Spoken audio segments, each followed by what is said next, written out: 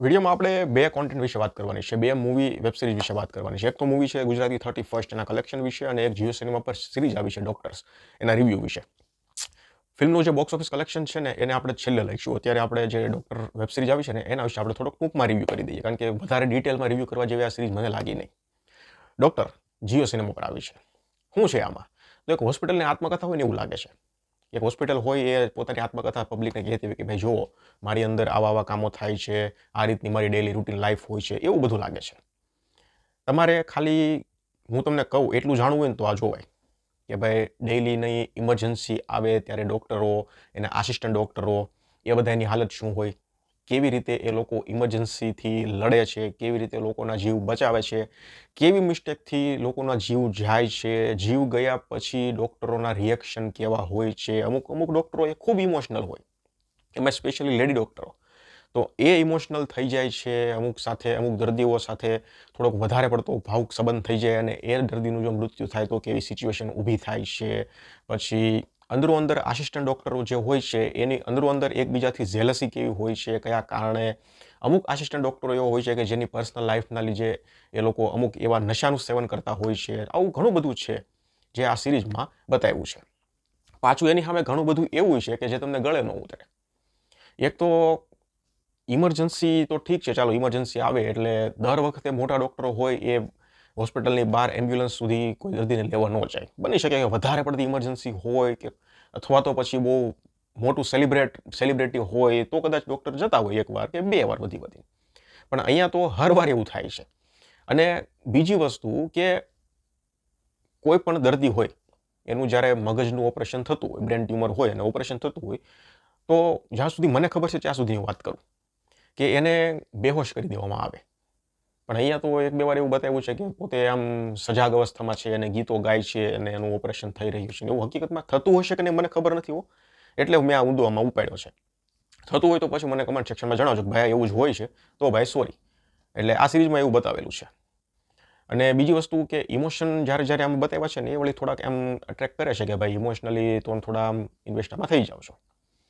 બીજી વસ્તુ કે આમાં જે લવ ટ્રાયંગલ બતાવો છો ને, મને લાગે છે ને કે હાવ જરૂર જ નહોતી. આ સિરીઝ કેવી બનાવવાની હતી ખબર છે? ટેલર જોતા મને આખું આમ અલગ જ લાગ્યું હતું, પણ આખી સિરીઝ જોઈને આખું ચિત્ર આખું અલગ જ લાગ્યું. શરદ કેલકરને આમાં ડૉક્ટર તરીકે બતાવ્યા છે, પણ એને આમ એવા ડૉક્ટર બતાવવાના હતા કે આમ બેસ્ટ હોય ને ટોપ એવા. એની અંદર થોડો ઘમંડ પણ હોવો જોઈએ કે આઈ એમ ધ બેસ્ટ હોવાનો થોડો ઘમંડ રાખવાનો હતો. અને એની સામે એનું આમ જે હૃદય છે ને થોડું કોમળ પણ રાખવાનું હતું. ઘમંડ હતો એનો મતલબ એમ નહીં કે ભાઈ આમ ઘમંડી થઈને જ ફરે અને આખા વિલન થઈ જાય, એવું નહીં. કેરેક્ટરને એવું રાખવાનું હતું, થોડું ઘમંડ હોય પણ એની સામે નરમ પણ એટલા હોય, કોઈ પણ પેશન્ટ સારી રીતે વાતચીતો કરે ને એ બધું બતાવવાની જરૂર હતી. અહીંયા તો એનું કેરેક્ટર શરૂઆતમાં આમ હોય છે, પછી ધીરે આમ થઈ જાય છે, કારણ કે લડકી કા ચક્કર બાબુ ભૈયા, લડકી કા ચક્કર. એટલે એનું કેરેક્ટર જે લખ્યું છે ને એ મને સ્પેશિયલી એનું ન ગમ્યું, કારણ કે યાર એ કેરેક્ટર પાસેથી મને બહુ ઉમ્મીદ હતી. એટલે ઠીક છે, બધાની એક્ટિંગ સારી છે, પણ જે રીતે આખી સિરીઝ અને એકને એક વસ્તુ રિપીટ થયા કરે છે. એકને એક વસ્તુ ઇમરજન્સી આવે છે, લોકો દોડીને બહાર જાય છે, ડૉક્ટરો અંદર લાવે છે અને 50% એમાંથી બચે છે અને 50% જેમાંથી મૃત્યુ પામી જાય છે. સિરીઝમાં તો લગભગ જે કેસ બતાવ્યા છે ને એમાં ટોટલ કેસમાંથી 80% મૃત્યુ પામેલા છે. ટાઈમ ઓફ ડેટ એકની એક વસ્તુ સંભળાય કરે છે.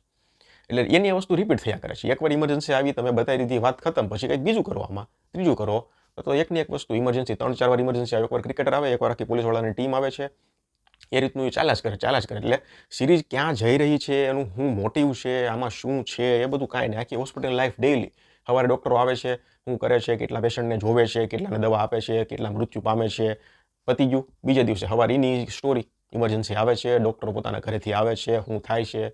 હા, એમાં જે આખું છે એમાં 2-3 વસ્તુ થોડી અલગ બતાવવાની ટ્રાય કરી છે, પણ આમ કંઈક મોટિવ તો હોવો જોઈએ ને કે ભાઈ આ ક્યાં જઈ રહ્યું છે, આમાં કંઈ સ્ટોરી છે. હોસ્પિટલનો બિઝનેસ બતાવો, હોસ્પિટલનું સારા કામ બતાવો, હોસ્પિટલના કાળા કામ બતાવો, ડૉક્ટરના સારા કામ, ડૉક્ટરના કાળા કામ, ડૉક્ટરના સાઇડ બિઝનેસ, એ બધું થોડું બતાવ્યું હોત ને તો મસાલો હોત ને તો બધું મજા આવે જોવાની.